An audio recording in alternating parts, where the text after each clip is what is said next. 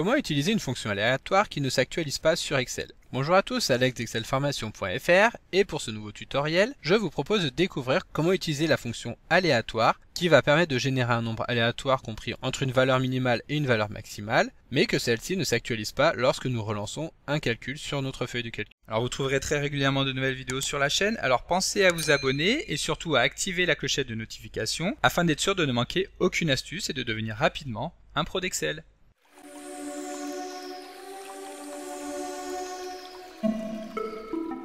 Comme d'habitude, si vous voulez être sûr de bien comprendre tout ce que nous allons voir dans le cadre de cette vidéo, vous pouvez télécharger le support de ce tutoriel en suivant le lien que vous trouverez dans la description de la vidéo, ce qui vous permettra de réaliser les opérations en même temps que moi, et donc de bien assimiler toutes les notions que nous allons découvrir. Alors si vous avez l'habitude de suivre les tutoriels disponibles sur le blog excelformation.fr ou sur la chaîne YouTube, vous devez savoir que nous avons déjà eu l'occasion d'aborder les fonctions aléa et aléa entre bornes qui permettent d'effectuer un tirage aléatoire sur Excel. La première de ces fonctions, donc la fonction aléa, permet d'obtenir un nombre décimal qui va être supérieur ou égal à 0, mais strictement inférieur à 1. Le nombre ainsi retourné par Excel est généré à chaque fois que nous allons effectuer un recalcul sur la feuille de calcul, même si la cellule sur laquelle va être effectué le calcul ne concerne pas celle sur laquelle nous avons inséré la formule aléa. Et c'est pourquoi il suffira alors d'ajouter un nouveau calcul sur une autre cellule de la feuille de calcul, d'ouvrir à nouveau le classeur Excel ou encore de relancer un nouveau calcul de la feuille en utilisant par exemple la touche du clavier F9 pour voir le contenu de la cellule modifiée. La fonction aléa ne nécessite aucun paramètre et s'utilise donc très simplement en saisissant uniquement son nom dans la barre des formules. Ici, nous allons par exemple nous placer sur la cellule B6 et vouloir insérer aléa. Nous tapons le symbole d'égalité qui va permettre de dire à Excel que nous allons venir saisir une formule et ensuite nous allons taper les premières lettres de la fonction aléa pour qu'Excel nous la propose dans la petite infobulle de suggestion. Nous double-cliquons sur celle-ci et nous appuyons tout simplement sur Entrée. Comme nous l'avons vu juste avant, Excel nous présente alors un nombre aléatoire qui va être compris entre 0 et 1 et qui a donc pour particularité d'avoir un grand nombre de chiffres derrière la virgule. Ensuite, lorsque nous allons appuyer sur la touche F9 du clavier ou que nous allons nous rendre dans le menu Formule puis cliquer sur Calculer maintenant, la valeur retournée par la formule aléa va automatiquement être modifiée. Pour ainsi nous amuser à appuyer plusieurs fois sur celle-ci pour voir les différents résultats proposés. Par contre, l'inconvénient de cette formule, c'est que étant donné que celle-ci n'est composée de aucun argument, il ne va pas être possible d'avoir la main sur le résultat retourné. Pour définir les bornes de départ et de fin, nous allons donc devoir retraiter ce résultat afin d'en effectuer un calcul. Nous allons revenir dans la zone de formule afin de modifier le résultat. Et ici, en supposant par exemple que nous souhaitions récupérer un résultat compris entre 100 et 200, c'est-à-dire avec une valeur min de 100 et une valeur max de 200, alors nous allons devoir multiplier ce résultat par la différence entre la valeur min et la valeur max, c'est-à-dire 200 moins 100, auquel nous allons tout simplement rajouter la valeur minimale. Donc plus la valeur minimale qui est de 100. Lorsque nous validons, Excel va à ce moment-là nous retourner un résultat qui sera maintenant compris entre 100 et 200. Si nous voulons en plus de cela récupérer uniquement une valeur entière, il va tout simplement suffire d'encapsuler la formule que nous venons de saisir au sein de la fonction ENT pour entier. Encore une fois, nous appuyons sur Entrée pour valider et maintenant le résultat retourné sera systématiquement compris entre 100 et 200. Et en plus de cela, il s'agira systématiquement d'une valeur entière. Donc la formule que nous venons de saisir ici est assez simple à comprendre, mais elle n'est pas toujours très rapide à saisir. Si nous voulons récupérer exactement le même résultat, mais en une fraction de seconde, nous allons pouvoir utiliser une autre fonction, qui est la fonction aléa entre bornes, que nous allons récupérer comme tout à l'heure en tapant les premières lettres. Et ici, nous allons pouvoir sélectionner la fonction qui nous intéresse. Cette fonction va alors attendre deux arguments, qui sont les arguments min et max qui vont correspondre respectivement à la valeur plancher que nous allons vouloir atteindre et à la valeur plafond. Donc ici, nous allons rester sur le même exemple, c'est-à-dire que nous voulons récupérer une valeur comprise entre 100 et 200 que nous tapons en argument. Et lorsque nous validons, nous aurons, comme tout à l'heure, un résultat compris entre 100 et 200 et qui soit un nombre entier. Donc à chaque fois que nous appuyons, nous allons avoir un résultat différent. Et comme vous pouvez le constater ici, donc en dehors du fait de pouvoir saisir les bornes minimales et maximales de la valeur que nous voulons récupérer, la fonction aléa entre bornes permet également de ne récupérer qu'une valeur entière. À l'inverse de tout à l'heure, si nous voulons récupérer un nombre décimal, donc il suffira alors de multiplier le résultat qu'Excel va pouvoir générer. Donc par exemple, si nous voulons récupérer une valeur monétaire comprise entre 100 € et 200 €, nous allons donc multiplier la borne minimale et la borne maximale, donc par 100, Donc de 100 nous passons à 10 000 et de 200 nous allons passer à 20 000. Excel va donc nous retourner un grand résultat qui nous suffira ensuite de diviser par 100 afin d'avoir une valeur qui corresponde à une donnée monétaire. Lorsque nous validons, donc nous avons maintenant ici 101,59. Voilà, donc maintenant que nous avons fait le tour dans le détail sur ces deux fonctions que sont les fonctions aléa et aléa entre bornes, voyons comment créer notre fonction personnalisée qui va également nous permettre d'effectuer un tirage aléatoire, mais qui en plus de cela permettra de bénéficier des avantages des deux fonctions que nous venons de voir et qui ne s'actualisera que lorsque nous en aurons envie. Bien entendu, pour créer cette fonction, nous allons utiliser VBA, et donc comme nous l'avons vu dans le cadre de la formation dédiée à l'apprentissage de VBA pour les débutants, pour saisir puis exécuter un code VBA, nous allons devoir lancer l'éditeur de code VBE, donc VBE pour Visual Basic Editor, et pour cela nous allons appuyer tout simplement sur la touche Alt et F11. Et à ce moment-là, effectivement, Excel va lancer VBE, et en plus de cela, celui-ci sera directement dans le classeur Excel que nous sommes en train de créer. Ensuite, pour pouvoir créer un module à l'intérieur de ce projet, nous nous rendons dans le menu Insertion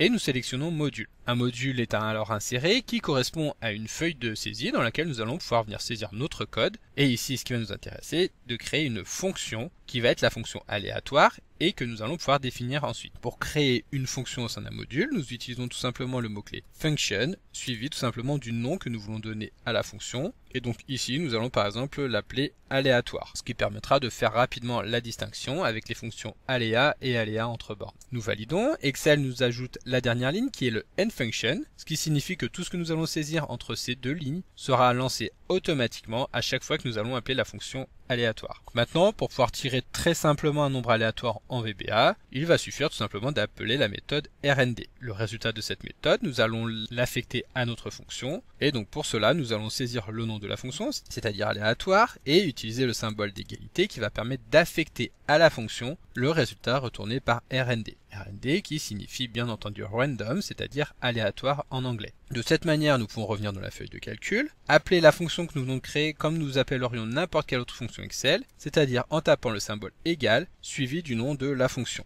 Lorsque nous allons taper les premières lettres, nous allons retrouver les deux fonctions intégrées directement dans Excel, que sont aléa et aléa entre bornes, mais également la nouvelle fonction que nous venons d'introduire, qui est la fonction aléatoire. Encore une fois, nous cliquons dessus, et lorsque nous allons valider, Excel va nous retourner automatiquement un résultat aléatoire, qui, comme le résultat retourné par la fonction aléa, sera compris entre 0 et 1. La grande différence maintenant entre cette nouvelle fonction et la fonction aléa, c'est que lorsque nous allons actualiser la feuille de calcul, notre fonction ne s'actualisera désormais plus. Mais si nous souhaitons quand même modifier le résultat, il suffit de sélectionner la cellule, de revenir directement à l'intérieur de celle-ci, donc soit en cliquant comme nous venons de le faire à l'intérieur de la barre des formules, soit en utilisant les touches majuscules et F2. Lorsque nous sommes à l'intérieur de la fonction, nous validons en appuyant sur Entrée, et à ce moment-là, Excel va nous régénérer un nouveau résultat. Et donc maintenant, pour améliorer cette fonction, nous allons laisser à l'utilisateur la possibilité de renseigner des bornes en tant qu'argument de la fonction. Donc comme nous l'avions dans la fonction aléa entre bornes, une borne minimale et une borne maximale. En revanche, ces arguments seront optionnels.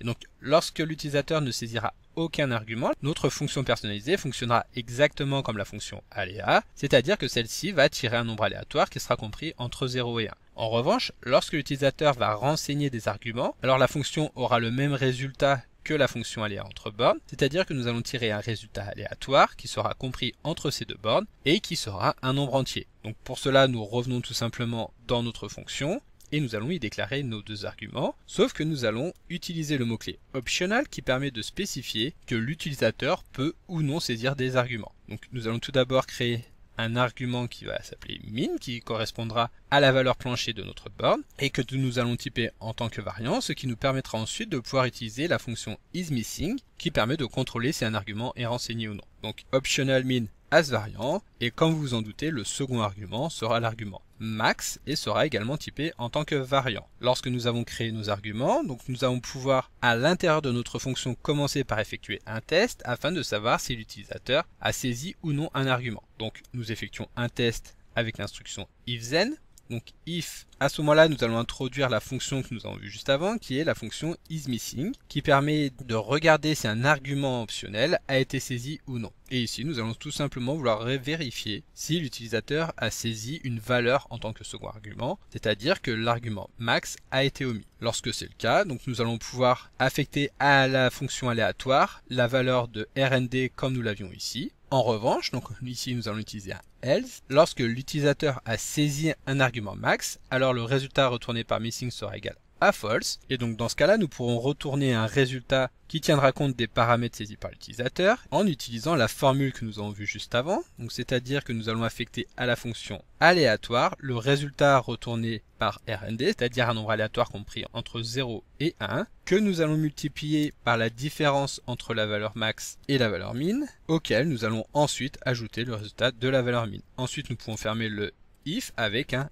endif. Lorsque nous avons fini de taper notre fonction, nous pouvons bien entendu revenir dans la feuille de calcul, relancer la fonction aléatoire, mais cette fois-ci en spécifiant des arguments qui vont servir de borne au résultat retourné. Ici, la borne minimale sera de 100, tandis que la borne maximale sera de 200. Lorsque nous validons, Excel nous retourne effectivement un résultat, donc ici 157,95 et des décimales à la suite, mais nous allons vouloir vérifier que ce résultat soit absolument une valeur entière. Pour cela, de retour dans notre code, nous allons tout simplement encapsuler le résultat que nous avons ici à l'intérieur de la fonction int, donc int pour integer, qui permet, comme nous l'avons vu juste avant, de nous retourner un résultat qui sera un résultat entier. Nous revenons dans la feuille de calcul. Bien entendu, ici, il n'y a aucune différence. Pour pouvoir actualiser le résultat de la fonction, il va être nécessaire de revenir dans la saisie de la formule et de valider en appuyant sur Entrée. Maintenant, comme vous pouvez le voir, le résultat retourné est bien un nombre entier qui est compris entre 100 et 200. Alors avant de voir comment rendre cette fonction volatile, c'est-à-dire comment faire en sorte que celle-ci s'actualise automatiquement lorsque nous allons effectuer un calcul sur la page,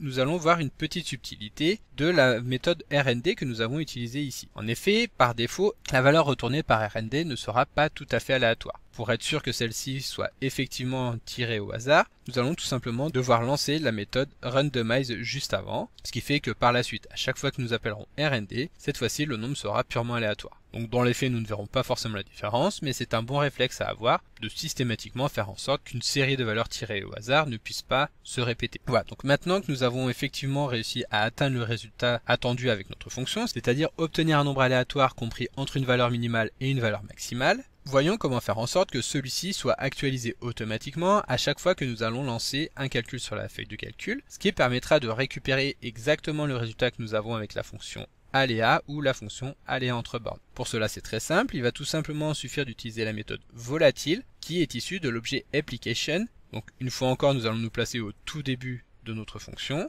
appeler l'objet application et appeler la méthode cette fois-ci volatile. La valeur que nous allons attribuer à cette méthode sera donc la valeur true, ce qui signifie que nous voulons forcer le caractère volatile de cette fonction. De cette manière, si nous revenons ici dans notre feuille de calcul, nous allons pouvoir constater que lorsque nous lançons un calcul manuel, automatiquement le résultat de notre fonction sera systématiquement actualisé. De même, si nous lançons un simple calcul sur une autre cellule de la feuille, comme vous allez pouvoir le constater, Excel va également en profiter pour actualiser le résultat retourné par notre fonction aléatoire. Donc comme d'habitude, vous pouvez télécharger le support de secours en suivant le lien que vous trouverez dans la description de la vidéo. Si la vidéo vous a plu, n'oubliez pas de la liker et de la partager à vos collègues et amis sur l'ensemble de vos réseaux sociaux. Et vous pouvez également me laisser vos impressions dans l'espace des commentaires, je lirai chacun d'entre eux et y répondrai avec plaisir. Évidemment, si ce n'est pas encore fait, abonnez-vous à la chaîne pour ne manquer aucune astuce. C'est également très important pour m'aider à gagner en visibilité afin de pouvoir développer la chaîne et continuer de vous proposer des tas de nouvelles vidéos. Merci d'avoir suivi cette vidéo et à très bientôt pour un prochain tuto.